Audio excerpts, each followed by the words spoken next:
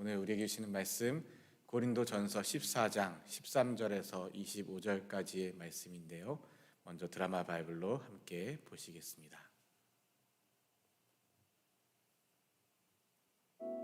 그러므로 방언을 말하는 자는 통역하기를 기도할지니 내가 만일 방언으로 기도하면 나의 영이 기도하거니와 나의 마음은 열매를 맺지 못하리라. 그러면 어떻게 할까? 내가 영으로 기도하고 또 마음으로 기도하며 내가 영으로 찬송하고 또 마음으로 찬송하리라. 그렇지 아니하면 내가 영으로 축복할 때 알지 못하는 처지에 있는 자가 내가 무슨 말을 하는지 알지 못하고 내 감사에 어찌 아멘 하리요. 너는 감사를 잘하였으나 그러나 다른 사람은 덕세움을 받지 못하리라. 내가 너희 모든 사람보다 방언을 더 말함으로 하나님께 감사하노라. 그러나 교회에서 내가 남을 가르치기 위하여 깨달은 마음으로 5마디 말을 하는 것이 1만마디 방언으로 말하는 것보다 나으니라. 형제들아, 지혜는 아이가 되지 말고 악에는 어린아이가 되라. 지혜는 장성한 사람이 되라. 율법에 기록된 바 주께서 이르시되 내가 다른 방언을 말하는 자와 다른 입술로 이 백성에게 말할지라도 그들이 여전히 듣지 아니하리라 하였으니, 그러므로 방언은 믿는 자들을 위하지 아니하고 믿지 아니한 자들을 위하는 표적이나 예언은 믿지 아니한 자들을 위하지 않고 믿는 자들을 위함이니라. 그러므로 온 교회가 함께 모여 다 방언으로 말하면 알지 못하는 자들이나 믿지 아니한 자들이 들어와서 너희를 미쳤다 하지 아니하겠느냐? 그러나 다 예언을 하면 믿지 아니하는 자들이나 알지 못하는 자들이 들어와서 모든 사람에게 책망을 들으며 모든 사람에게 판단을 받고 그 마음에 숨은 일들이 드러나게 되므로 엎드려 하나님께 경배하며 하나님이 참으로 너희 가운데 계신다 전파하리라. 아멘. 오늘 본문 말씀 저와 여러분 한 절씩 교독하실 때에 제가 먼저 봉독하도록 하겠습니다. 그러므로 방언을 말하는 자는 통역하기를 기도할지니 내가 만일 방언으로 기도하면 나의 영이 기도하거니와 나의 마음은 열매를 맺지 못하리라. 그러면 어떻게 할까? 내가 영으로 기도하고 또 마음으로 기도하며 내가 영으로 찬송하고 또 마음으로 찬송하리라. 그렇지 아니하면 내가 영으로 축복할 때에 알지 못하는 처지에 있는 자가 내가 무슨 말을 하는지 알지 못하고 내 감사에 어찌 아멘 하리요. 너는 감사를 잘하였으나 그러나 다른 사람은 덕세움을 받지 못하리라. 내가 너희 모든 사람보다 방언을 더 말함으로 하나님께 감사하노라. 그러나 교회에서 내가 남을 가르치기 위하여 깨달은 마음으로 5마디 말을 하는 것이 1만마디 방언으로 말하는 것보다 나으니라.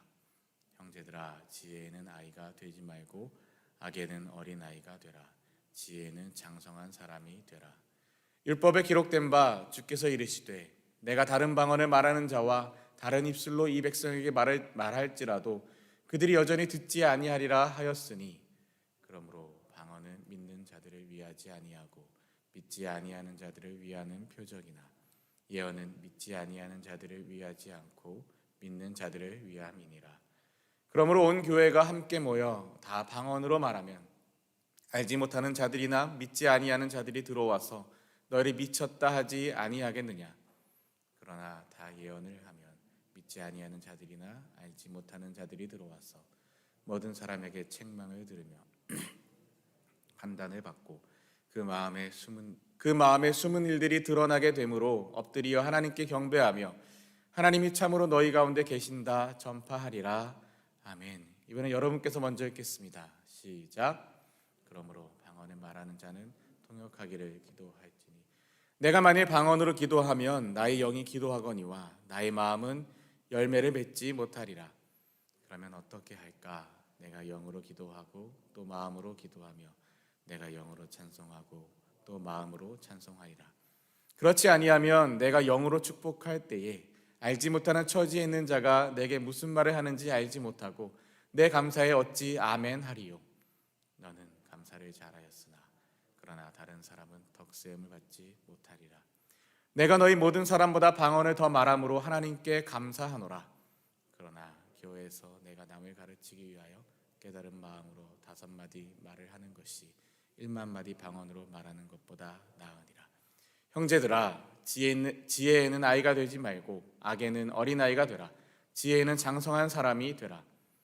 율법에 기록된 바 주께서 이르시되 내가 다른 방언을 말하는 자와 다른 입술로 이 백성에게 말할지라도 그들이 여전히 듣지 아니하리라 하였으니, 그러므로 방언은 믿는 자들을 위하지 아니하고 믿지 아니하는 자들을 위하는 표적이나 예언은 믿지 아니하는 자들을 위하지 않고 믿는 자들을 위함이니라. 그러므로 온 교회가 함께 모여 다 방언으로 말하면 알지 못하는 자들이나 믿지 아니하는 자들이 들어와서 너희를 미쳤다 하지 아니하겠느냐.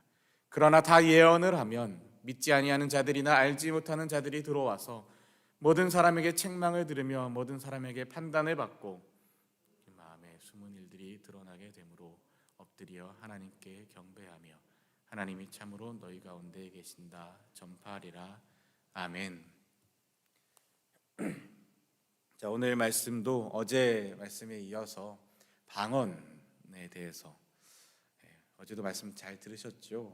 방언을 특권으로 누리고 있는, 방언에 마치 특권처럼 뭔가 본인이 대단한 것을 할 수 있고 굉장히 영적인 것을 할 수 있고 신비한 것을 할 수 있고, 그래서 뭔가 더 남들보다 더 대단하다고 생각하는 그 고린도 교회의 사람들에게 사도 바울이 하는 말씀입니다. 방언을 왜 하냐? 방언이 도대체 무엇을 위해서 하는 것이냐? 오늘도 쉬운 성경 버전으로 한번 화면에 띄워드렸는데요, 13절 14절 말씀에 보면 이렇습니다. 이런 이유로 방언으로 말하는 사람은 이 방언을 통역할 수 있게 해달라고, 자기가 말하는 그것들을, 그 방언들을 통역할 수 있게 해달라고 기도해야 합니다. 혹시 내가 방언으로 기도하게 된다면 내 영은 기도하지만 내 마음은 아무런 열매가 없습니다. 사도 바울이 뭘 이야기하냐면, 오늘 본문 전체를 묵상하시다 보면 사도 바울이 어떤 마음으로 자꾸 이렇게 방언과 통역, 방언과 예언 이런 이야기들을 하는가를 생각해 볼 때에 그 사도 바울의 마음이 이 열매를 맺게 하는 것, 방언을 말하든 예언을 하든 통역을 하든 무엇을 하든지 간에 열매를 맺게 하는 것에 참 관심을 가지고 중심을 두고 있구나라는 것을 보게 됩니다. 그렇기에 오늘 이 방언에 대해서도, 어제도 그렇고 오늘도 그렇고, 이 방언으로 말하는 사람은 단순히 방언만 하는 것, 그래서 자기만 알아듣고 혹은 아무도 알아듣지 못하는 그 말을 하는 것이 아니라 그것을 통역할 수 있게 해달라 하는, 그것을 위해서 기도해야 한다. 왜? 열매를 맺기 위해서. 만일 방언으로만 기도하고 통역하지 아니하면, 알지 못하면, 설명할 수 못하면 아무런 열매가 없다. 내 영은, 나는 기도하지만 내 영은 하나님과 소통하지만 그것으로 내가 무슨 열매를 맺는가라는 이야기입니다. 그렇다면 어떻게 하면 좋겠습니까? 나는 영으로 기도하면서 마음으로도 기도하겠습니다. 영으로 찬양하면서 마음으로도 찬양하겠습니다. 이 말씀을 보면 사도 바울은 절대 이 방언으로 기도하는 것을 금지하거나 방언으로 기도하는 것이 잘못되었거나 뭔가 이렇게 하나님과 영적으로 소통하는 것, 그런 것들에 대해서 책망하거나 문제 삼는 것이 아니라, 그것이 전부가 아니라 어찌되었든 그런 것을 통하여 열매를 맺고 다른 이들에게 복음을 나누고 복음을 전하기 위하여 함께하라, 통역할 수 있게 하고 열매가 있게 하라. 이 사도 바울이 고린도 교회에서 앞에서도 누누이 이야기했던 것 중에 큰 중심 주제가 뭐냐면 하나됨이었죠. 하나님 안에서 하나된 교회, 하나된 믿음의 공동체. 어떻게 하면 하나 될 수 있습니까?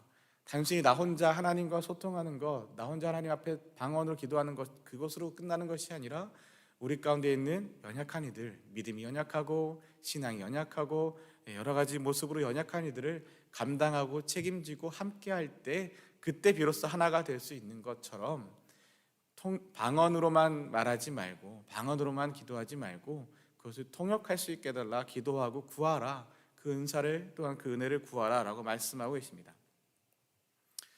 그러면서 16절, 17절의 말씀을 보면, 그렇지 않고 여러분이 영으로만 하나님께 감사한다면 거기에 참석한 초심자가 여러분의 말을 알아듣지 못하는데 어떻게 여러분이 드린 감사에 아멘이라고 말하겠습니까?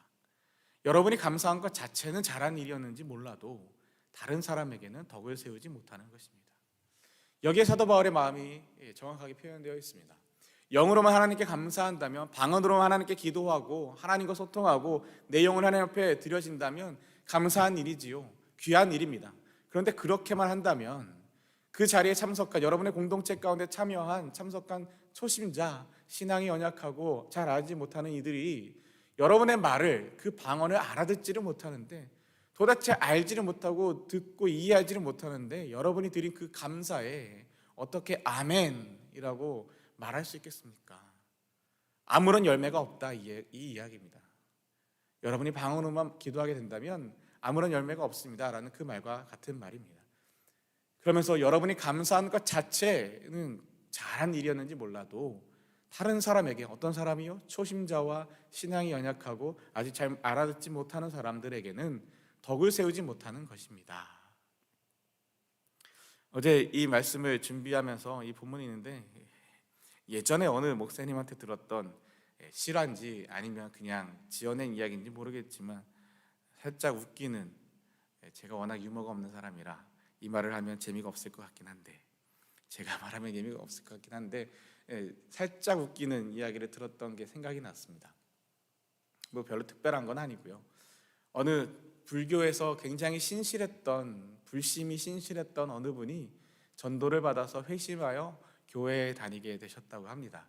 이제 교회 다니신 지 얼마 되지 않았는데 어느 날 이제 교회에서 담임 목사님께서 이제 예수를 믿기 시작하신 그 성도님에게 저쪽에 계신 부목사님을 좀 불러달라고 부탁을 하셨답니다. 그래서 이 성도님이 급히 뛰어가서 그 부목사님을 이렇게 불러서 담임 목사님이 부르신다고 말씀을 이야기를 해야 되는데 갑자기 생각이 안 나는 거예요. 뭐라고 말해야 되지 고민하다가 이렇게 이야기했답니다. 목사님, 주지 목사님이 빨리 오시래요.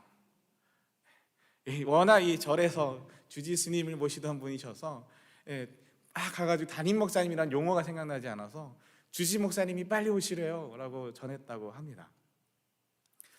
교회에 연약한 분들이죠. 아직 그 교회의 용어에도 연약하고 잘 알지 못하고 마치 오늘 말씀의 초심자라고 이야기하는 것처럼.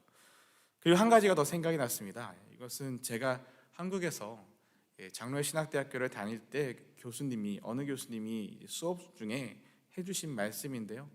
그 말씀이 저에게는 정말 기준처럼 탁 박혀서 제가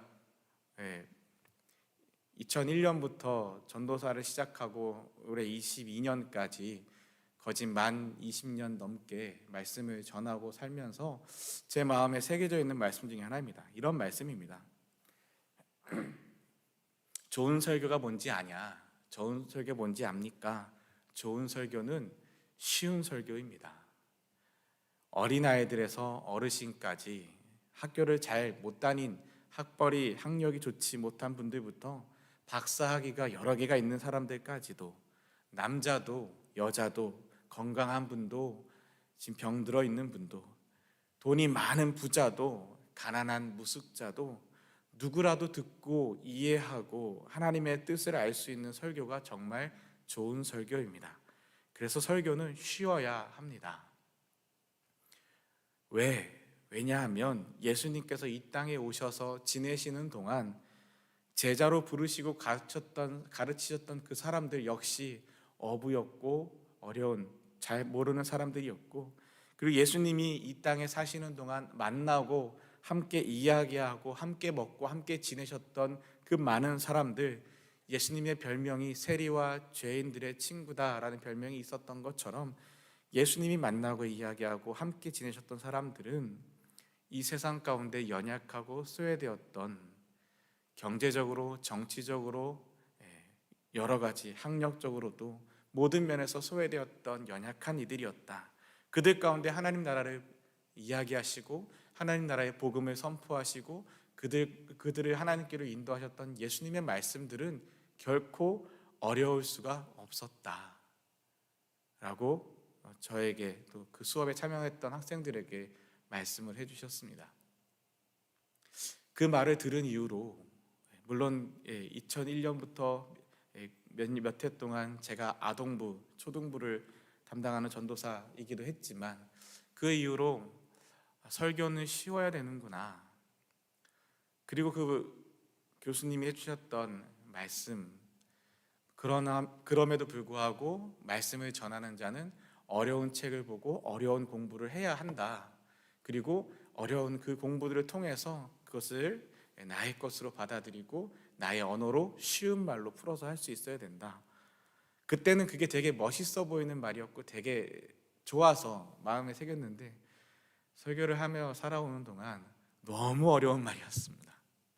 어려운 말을 어려운 책을 보고 쉬운 말로 풀어서 설교한다는 것, 와, 이게 정말 어려운 일이더라고요. 그래서 제가 선택한 건 쉬운 성경을 띄워드리는 거. 네, 쉬운 말로 되어 있는 번역. 성경 번역들이 왜 여러 가지가 있을까요? 영어 성경도 번역이 꽤 많이 있는 걸 아시죠? NIV, 킹제임스, NLT, 기타 등등 여러 가지가 있고요. 수십 가지가 있고 한글 성경도 꽤 여러 가지가 있습니다. 개역 한글, 개역 개정, 우리말 성경, 쉬운 성경, 새 번역, 메시지 성경, 기타 등등의 공동 번역도 있고요. 여러 가지 성경들이 있습니다. 왜 그럴까요? 어떻게 해서든지 간에 말씀을 쉽게 또 정확하게 번역하여서 말씀을 알지 못하는 분들, 말씀이 잘 어려운 분들에게 쉽게 전하기 위해서이지 않을까요? 만약 오늘을 살아가는 우리 젊은 친구들 혹은 어린 친구들에게 우리가 예전에 보시던 개역 한글 성경을 쥐어주고 중간중간 한자가 써져 있는 그 성경책을 주어주고 하나님의 말씀이니까 이거 봐야 돼, 만약에 그렇게 하신다면 과연 그 친구들이 성경을 읽을 수 있을까? 한 장이라도 넘길 수 있을까요? 마치 그 친구들에게는, 젊은 친구들에게는 그 개역 한글 혹은 예전의 성경에 한자가 섞여 중간중간 들어가 있던 그 위에서 아래로 아시잖아요. 세로로 읽는 성경. 거기에 끄덕하시는 분들은 다 읽어보셨죠? 저도 어렸을 때 못 모르고 어머니 따라서 기도원 가서 펼쳐봤던 이게 뭔가 했던 그 성경을 만약 우리 아이들에게 쥐어준다면 마치 그것은 우리 아이들에게 방언과도 같은 성경일 겁니다. 알아들을 수 없는. 그래서 이야기할 겁니다. 통역해달라고. 그래서 우리 아이들이 알아들을 수 있는 언어, 그 언어로 쓰여진 번역된 성경책들을 전하고 그것들을 읽게 하고 그 말씀들을 같이 보는 거죠. 그리고 말씀을 전하는 저와 같은 역할을 하는 사람들은 어떻게든 그 말씀을 오늘을 살아가는 우리가 이해할 수 있는 언어로, 우리에게 적용할 수 있는 말씀으로 어떻게 해서든 알아가기 위해서, 전하기 위해서 애쓰는 것일 겁니다. 네, 어찌되었든 오늘 말씀이 그런 이야기예요. 영으로만 하나님께 감사한다면 거기에 참석한 초심자 다른 사람들, 연약한 사람들이 여러분의 말을 알아듣지도 못하는데 어떻게 아멘을 합니까? 말씀을 듣지도 못하는데 어떻게 아멘 합니까? 그러고 보니까 우리 교회가 알게 모르게 우리끼리 쓰는 용어들이 꽤 많이 있어요. 사람들은, 교회 밖에 있는 사람들은 이해하지 못하고 잘 모르는 단어들, 우리끼리 쓰는 단어, 우리끼리 쓰는 행동 양식, 표현들이 꽤 많이 있는 것을 생각해 보게 되었습니다. 그것을 보면 과연 사람들은 이해할까? 우리 복음을 어떻게 전해야 할까? 우리 교회에 처음 오신 분들, 새롭게 오신 분들, 신앙을 처음 갖게 되신 분들, 여러분들이 기도하여서 하나님 앞으로 모시고 나온 분들, 그분들 앞에서 우리가 혹시나 우리는 생각하지 못하고 쓰는 말들, 우리가 인식하지 못하고 하는 행동들 때문에 그분들을 어렵게 하고 있지는 않은가라는 것들을 또한 고민해 보게 되었습니다. 또 계속해서 말씀을 이어서 보겠습니다.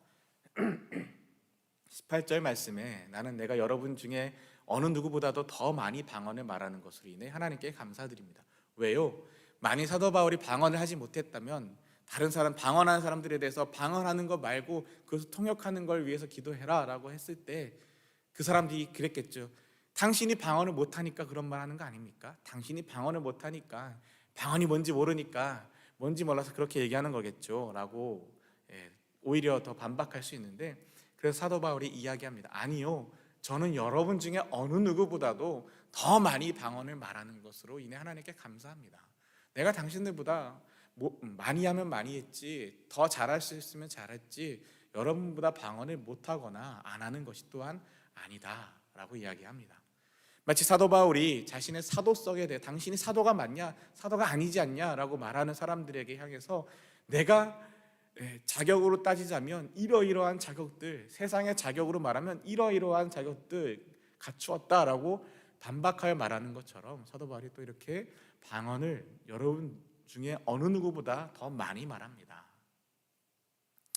근데 19절이죠. 그러나 방언을 많이 말하고 방언을 잘하는 것이 중요한 것이 아니라 사도 바울의 진짜 마음은 그러나 나는 교회에서 방언으로 10,000마디 말을 하는 것보다 알아들을 수 있는 언어로 5마디를 말하기를 원합니다. 10,000마디와 5마디 굉장히 극과 극인 이 대조해야 되는 말인데요.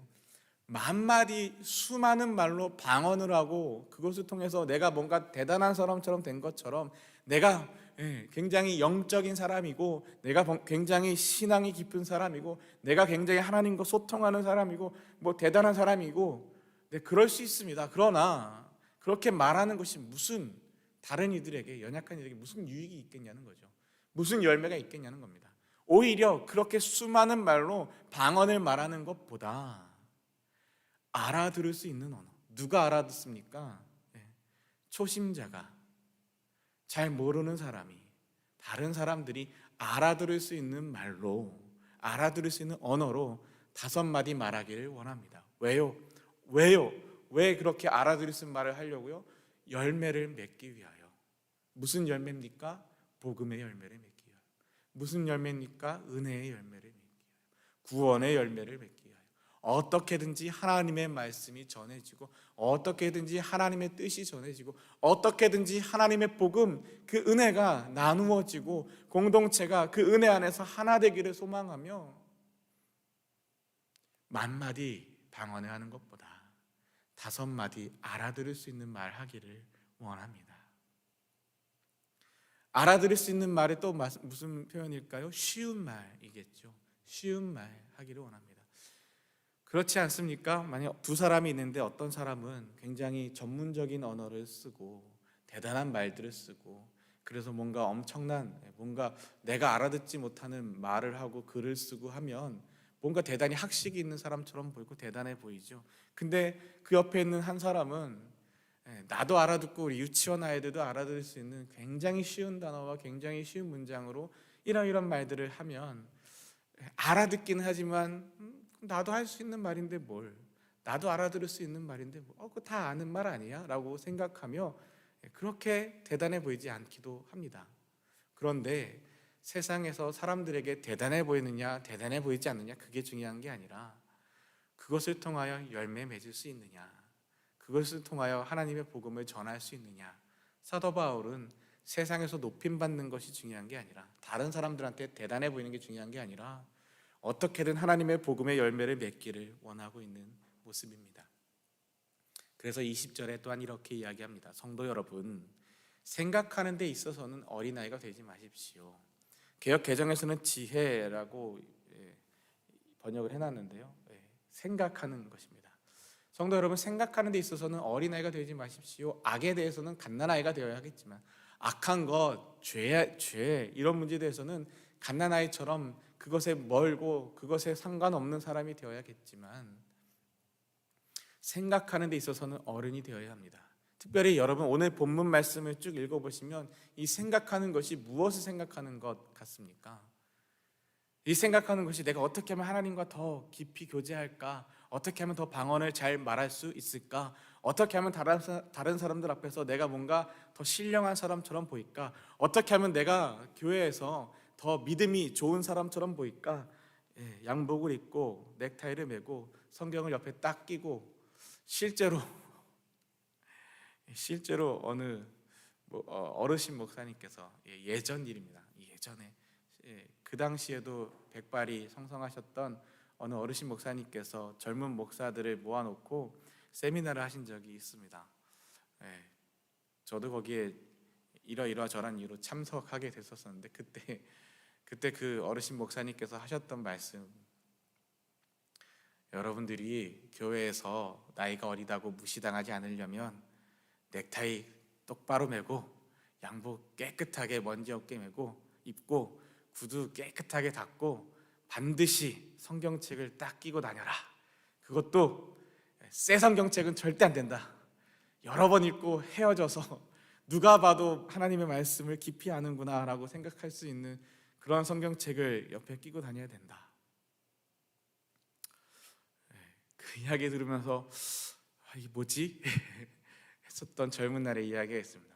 근데 실제로 제가 사역했던 다른 교회, 이전 교회에서는 말씀을 전할 때 그 아이패드나 다른 이런 전자기기를 가지고 가면 안 되었습니다. 반드시 성경책으로만 도대체 책이 뭐길래 그럼 가죽책으로 해야 되냐 아니면 하드커버로 해야 되나 고민되긴 했지만 반드시 책으로만 말씀을 전해야 했었고 모든 설교를 해야 됐고 강대상에 올라갈 때 검정색 구두만 신어야 했습니다. 갈색 구두도 안 됩니다. 어느 목사님이 새로 오셨다가 갈색 구두 신고 올라갔다 권사님한테 이리 오세요 막 이렇게 불려갔던 그런 기억이 있습니다. 그래서 심지어는 저도 장례 예배를 주관하고 하관 예배를 이제 장지에서 주관하는데 굉장히 비가 많이 오는 날인데 성경책으로만 해야 되는 거예요. 비를 쫄딱 맞으면서 성경책이 다 젖도록 성경책을 펴놓고 말씀을 전해서 성경책이 완전히 젖었던 기억이 있습니다. 물론 저도 다 젖었긴 했지만 말이죠. 어쨌든 그런 교회가 여전히 있습니다. 마치 그것이 뭔가 대단한 것인 거냐, 그것이 뭔가 신령한 것인 것처럼, 그것이 무슨 권위가 되는 것처럼 말이죠. 왜요? 사람들이 보는 것 앞에서 그렇게. 그런데 사도 바울은 아니요, 전혀 그러지 않습니다. 알아들을 수 있는 언어로 5마디 말하길 원합니다 라고 했던 것처럼. 제가 평안교회 온 지가 벌써 4년이 넘었습니다. 근데 처음 왔을 때 나름대로 충격이었고 나름대로 감사했던 것은 뭐냐면 강선희 담임 목사님께서 설교하러 강단에 올라가시는데 성경책이 아니라 아이패드를 들고 올라가시는 거예요. 너무 은혜가 됐습니다. 그러면서 저에게 개인적으로 해주시는 말씀이 책이, 성경이라는 책이 권위가 있는 것이 아니라 성경에 들어있는 하나님의 말씀이 권위가 있는 거 아니겠냐, 그렇게 말씀을 해주셨습니다. 그래서 저도 그날로 당장 저희 와이프한테 여보 내가 아이패드가 필요해 하고 아이패드를 샀습니다. 물론 핑계가 됐긴 했지만 정말 무엇이 중요한지, 진짜 껍데기가 아니라 알맹이가 뭔지. 방언을 말하는 거 좋습니다. 중요합니다. 방언을 통해서 하나님 앞에 기도하고 내 영혼이 하나님 앞에 드려지고 하나님과 소통하고 그 깊은 기도의 자리로 나아가는 것 중요하고 좋습니다. 그런데 만약에 우리가 공동체 안에서, 우리 안에서 함께 기도할 때, 개인적으로 골방에 들어가 기도할 때 방언으로 기도하는 거 저는 좋아합니다. 좋습니다. 저도 방언으로 기도할 때 있습니다. 물론 여러분이 보신 적은 없을 겁니다.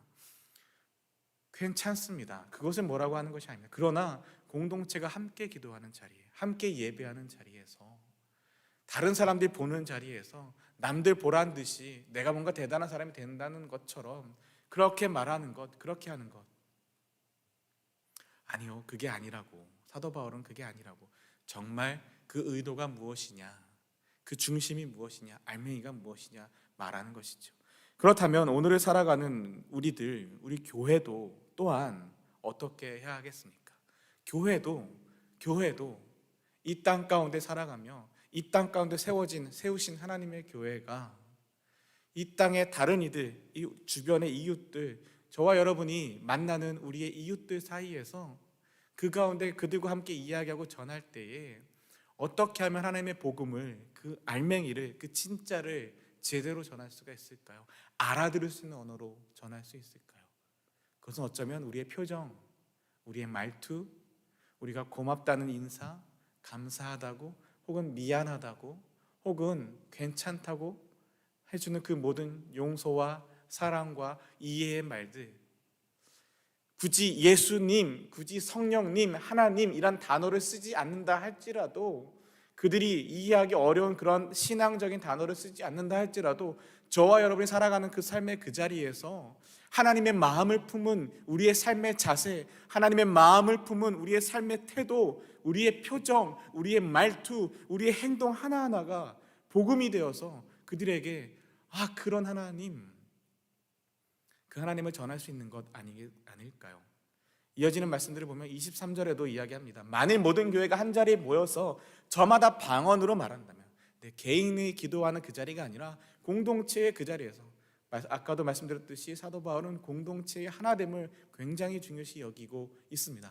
만일 모든 교회가 한 자리에 모여서 저마다 방언으로 말한다면 무슨 말입니까? 내가 잘났다, 네가 잘났다, 내가 좀 더 신령하다, 내가 뭔가 좀 대단하다, 내 신앙이 더 오래됐어, 내가 모태 신앙이야, 내가 이 교회 창립 멤버야, 내가 뭐 장로야, 내가 목사야 하면서 뭔가 저마다 방언으로 자기만 잘났다고 떠들어댄다면 깨달음이 적은 사람이나 믿지 않는 사람이 교회에 들어와서는 그렇게 저마다 잘났다 말하는 사람들의 모습을 보며 정신 나간 거 아니야?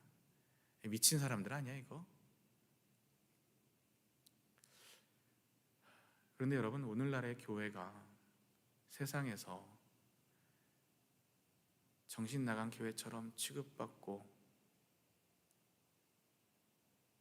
무시당하고 손가락질 당하고 있는 모습이 너무 많지 않습니까? 하나님의 말씀, 하나님의 복음, 은혜와 사랑, 용서와 구원, 그것을 믿고 그것을 선포한다는 교회가 갈라지고 깨어지고 서로 손가락질하고 욕하고 비방하고 고소하고 재판하고 여러 가지 교회 안에 있는 죄된 모습들, 폭력의 모습들, 또한 세습의 일들, 기득권자들의 이야기, 교회가 연약한 이들을 혐오하고 배제하고 몰아내고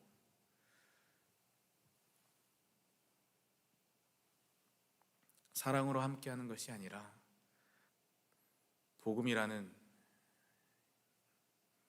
하나님의 말씀이라는 것으로 정죄하고 판단하고 죄인으로 낙인 찍고 하는 그런 모습들 때문에 예수 믿지 않는 사람들, 교회 밖에 있는 사람들에게 교회로 예수께로 인도하는 모습이 아니라 오히려 저런 교회를 어떻게 다녀? 정신 나간 사람들 아니야? 그런 손가락질과 욕을 먹고 있지는 않은지 이 말씀을 보며 가슴이 철렁하지 않습니까?